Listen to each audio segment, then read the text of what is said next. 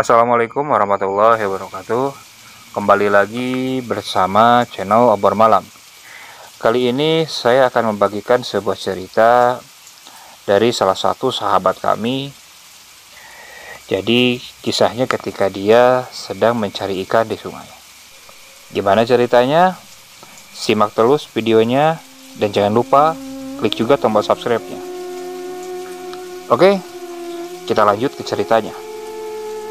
Malam itu seperti rutinitas biasa saya. Saya sedang mengopi di salah satu warung langganan saya. Lalu datanglah dua teman saya, sebut saja namanya Tamim sama Sueb. Wih, kemana aja nih bro? Baru kelihatan. Gua tiap malam juga di sini. Lu berdua kemana aja? Yang baru kelihatan. Biasa bro, nyari ikan. Nyari ikan di mana? Kebeneran nih, gua 4 hari yang lalu dapat spot yang bagus. Jadi gua dapat info nih awalnya dari si Guntur. Dia masing jaring tuh di sana. Pas balik dapat ikannya banyak benar. Nah, besoknya kan gue langsung nyoba tuh, nih sama si Sueb. Berangkat kita nih ke sana. Terus, dapat nggak? Dapat lah, banyak. Kayaknya dari hulu sungainya lagi banyak ikan. Jadi kesininya lumayan, dapat banyak. Gede nggak ikannya bro? Lumayan. Lu mancing apa masang jaring sih? Masang sirap. Oh, jadi kepengen nih gua denger kayak gitu. Ya udah, ayo besok. Lusa libur kan? Iya sih. Ya udah, besok ayo kita OTW. Cuman kan gua kerja, baliknya malam. Gimana? Mau nggak malam nemenin gua ke sana? Gimana, Eb? Mau nggak? Ya yuk aja sih. Lu balik jam berapa? Paling gua nyampe sini jam 9-an lah. Malam banget. Kan gua harus ngeberesin dulu kerjaan. Kebeneran proyek besok harus selesai, mau nggak mau kayaknya sampai malam. Tapi kalau bisa selesai lebih cepat, ya gue balik langsung ke sana. Ya udah, gini aja bro, gue sama si Sueb berangkat duluan nih. Lu nyusul ke sana. Emang tempatnya sebelah mana sih? Itu di desa sebelah. Lu ngelewatin yang sawah, udah sawah kan tuh ada kuburan desa tuh. Nah dari kuburan desa tok ada kebun bambu. Nah udah kebun bambu itu ada kali, nah di situ. Terus lu sebelah mana masang sirapnya? Ya ntar cari aja, ntar juga kelihatan kok. Ya udah, bener ya berangkat ya. Ntar gua nyusul sendirian lagi. Enggak, gua temenin. Cuman yang ngerti aja rokok sama kopinya. Tenang, ntar gue sekalian bawain, sekalian gue nyusul ya. Oke deh. Singkat cerita, besoknya sepulang dari kerjaan, saya lalu menyiapkan perlengkapan untuk saya bawa menyusul kedua teman saya. Tak lupa satu buah jaring atau sirap saya bawa. Dan satu jorang pun saya bawa juga. Karena saya berpikir daripada suntuk menunggu jaring ditinggal. Jadi saya sambil memancing juga. Pikir saya waktu itu. Ketika semuanya sudah siap, saya pun mulai berjalan ke tempat yang hendak dituju. Kebetulan waktu itu saya memang berangkat jalan kaki tak menggunakan motor. Suasana malam itu cukup cerah. Bahkan rembulan pun cukup menerangi jalanan malam itu. Saya juga kebetulan membawa satu buah senter buat membantu penerangan saya sepanjang perjalanan. Setelah melewati pedesaan, saya mulai memasuki area pesawahan yang lumayan agak panjang. Di ujung pesawahan, saya melihat ada 3 orang bapak-bapak sedang berada di saung. Sepertinya mereka sedang mengairi sawahnya. "Bang, lagi apa?" sapaku kepada mereka. "Biasa, lagi nyairin air, Kang. Mau kemana?" "Ini mau nyari ikan, Bang." "Nyari ikan kok malam-malam, Kang?" "Iya, kata teman katanya di sana deket rumpun bambu banyak ikannya." "Hati-hati, Kang," ujar salah satu bapak-bapak di sana. "Iya, Mang." Namun aku tak menghiraukan pesannya. Aku malah melanjutkan langkahku. Selesai melewati area pesawahan, saya harus melewati area pemakaman desa. Area pemakaman desa tersebut emang lumayan luas, sekitar 200 meteran. Penerangan di sana juga cukup minim. Lampu hanya ada di area masuk dan di area keluarnya. Jadi cuman ada 2 lampu. Di tengah area pemakamannya gelap gulita, tak ada lampu penerangan sama sekali. Saya hanya dibantu oleh satu senter yang saya bawa dan juga dari cahaya rembulan. Selesai saya melewati area pemakaman, saya mulai memasuki area rumpun bambu. Area rumpun bambu atau kebun bambu di situ cukup rimbun, membuat cahaya rembulan hanya sedikit yang bisa menembus. Sisanya buat penerangan saya menggunakan senter yang saya bawa. Tak berapa lama sampailah saya di ujung kebun bambu tersebut. Nampaklah sebuah sungai yang lumayan agak lebar. Saya menengok ke kanan dan kiri, melihat sekeliling. Namun tak nampak ada teman-teman saya ada di sana. Pada kemana sih? Kok pada nggak ada? Wah, jangan-jangan dikibulin nih. Wah, parah nih. Gerutuku waktu itu. Udah kepalang nanggung lah. Aku memang udah tanggung sampai di sana. Mau pulang pun karena udah jauh perjalanan, jadi saya memutuskan untuk melanjutkan mencari ikan sendirian. Suasana di sana cukup sepi, cuman terdengar suara-suara serangga malam dan gemericik dari air di sungai. Saya lalu menyiapkan perlengkapan saya untuk menangkap ikan. Sirabun atau perangkap ikan pun sudah saya siapkan. Lalu saya turunkan kepada lubuk sungai tersebut. Sudah sirap diturunkan, saya juga menyiapkan pancingan saya. Lalu saya pun melemparkan pancingan saya. Sambil menunggu, saya menyeduh satu buah kopi. Karena kebetulan saya juga membawa satu termos kecil dan kopi berikut juga rokok. Namun sekitar 1 jam saya menunggu. Saya mencoba mengangkat sirap yang saya pasang.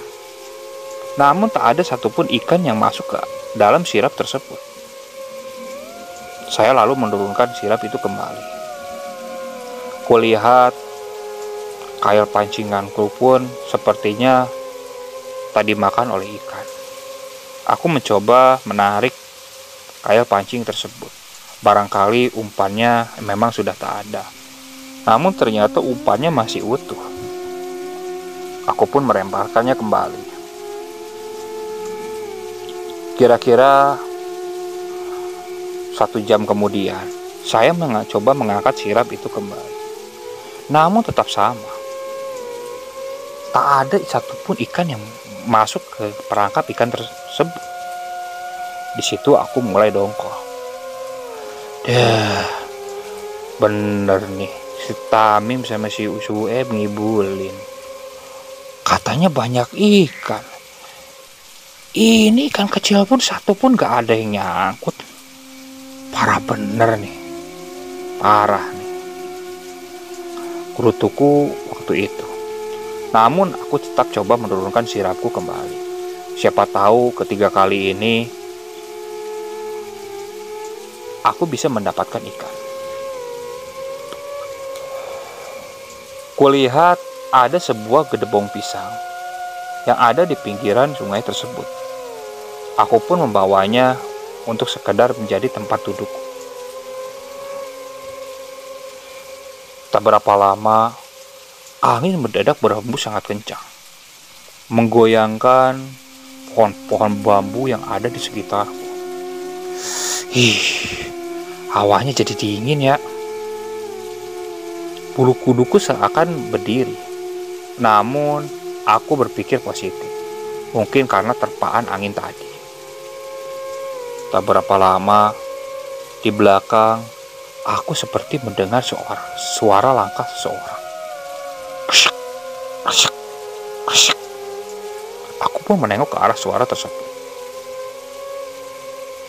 Tampaklah sosok kakek-kakek sedang berjalan mendekatiku.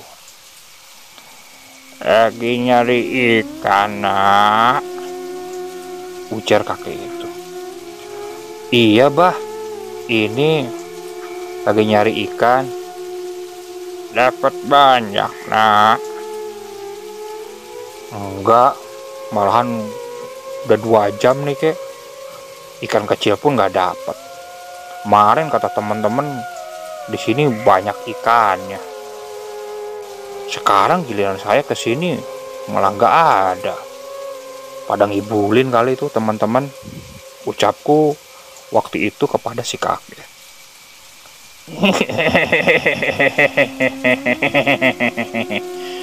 Tawa si kakek membuatku sangat merinding. Lalu si kakek terus mendekatiku dan duduk di gedebong pisang yang aku duduki juga. Nah, punya rokok enggak? Ada, kek, nih. Kakek mau rokok. Mau kopi juga enggak? Nih kebetulan air panasnya masih ada. Hehehe. Satu aja, nak. Ya udah ya, saya bikinin kopinya, kek ya, ucapku saat itu. Namun kulihat wajah si kakek sangat pucat. Bahkan bajunya pun seperti basah. Setelah aku seduhkan kopi, lalu aku bertanya kepada si kakek. Kek, kok bajunya basah? Emang kakek habis dari mana? Ini tadi kakek kepleset masuk air, jadi basah.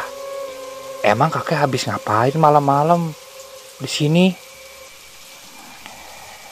Kakek habis lihat sawah, nak. Dari sawah, kakek lihat rumpun bambu.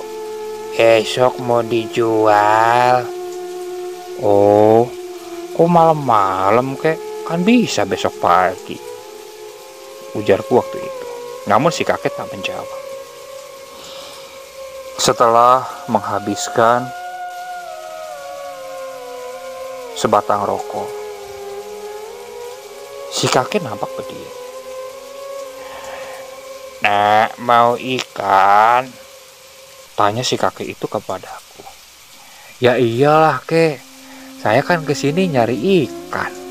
Pasti mau ikan. Kalau nyari ayam saya nggak kesini tuh, kek. Ucapku sambil bercanda. Si kakek itu hanya tersenyum. Lalu dia mulai berjalan sambil berkata, Nanti kakek ambilin ya. Maksudnya kek, ucapku bingung dengan perkataan si kakek. Namun, si kakek terus berjalan ke pinggir sungai. Kek, mau kemana kek? Ucapku kepada si kakek. Namun si kakek tak menghiraukan ucapanku. Dia terus berjalan ke pinggir sungai. Tak lama dari itu, si kakek malah melompat ke arah sungai. Di situ aku langsung kaget. Aku langsung menghampiri ke arah si kakek. Di pinggir aku berteriak-teriak. Kek, kakek, ngapain kek? Kek.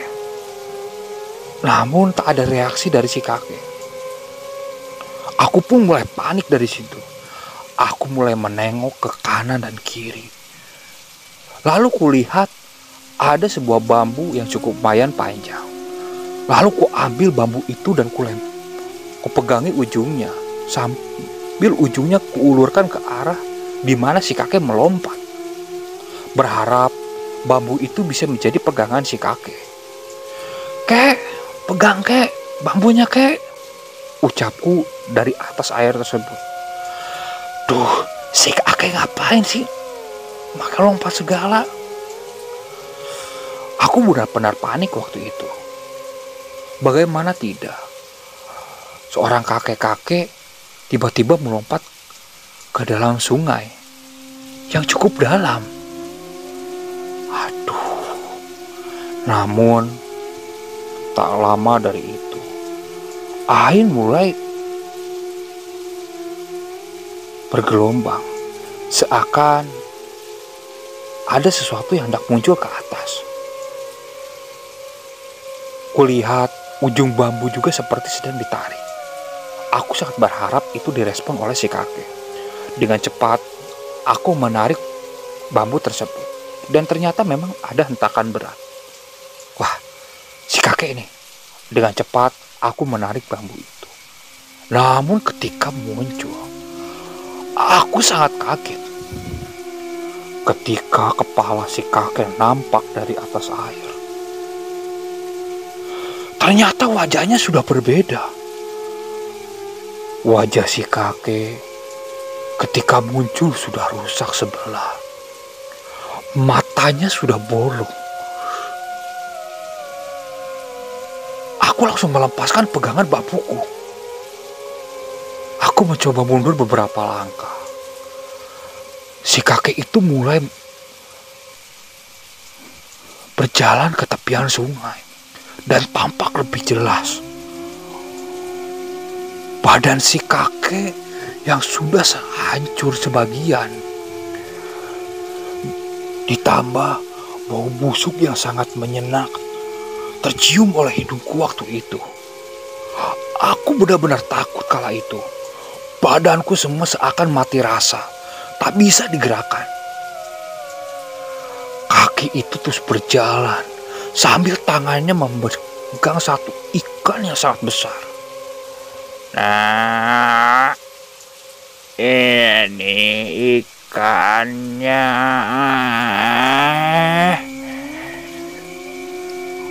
Aku tambah takut ketika mendengar kata-kata dari si kakek tersebut. Badanku masih benar-benar lemas kala itu. Namun ketika sudah benar-benar dekat si kakek, mendadak seperti ada angin yang berhembus ke arah tubuhku. Di situ tiba-tiba badanku langsung bisa digerakkan.